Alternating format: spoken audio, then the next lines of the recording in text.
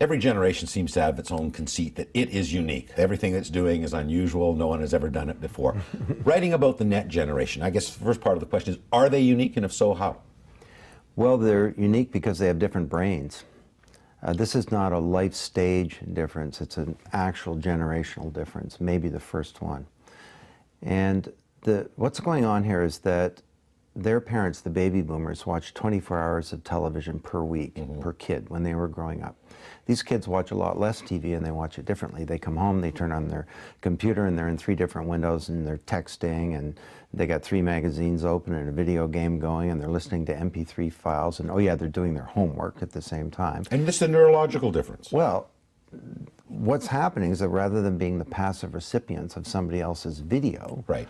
They're reading and interacting and collaborating. The television is sort of like Muzak. It's ambient media in the background.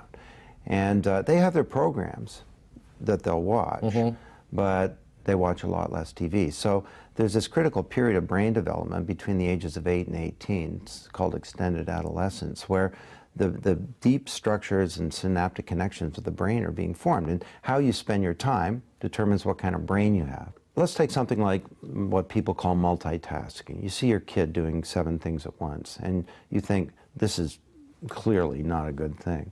Well, what's happening is they're not, what the brain scientists tell us, and there's a lot that we don't know about the brain, but what they tell us is that they're not really multitasking. They have better switching abilities, so they're switching faster between things, and they have better active working memory.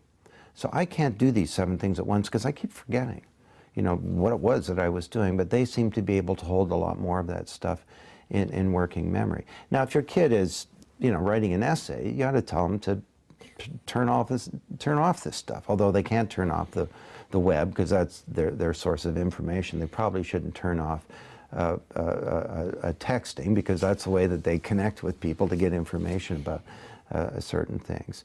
But overall, they seem to be able to do these things simultaneously.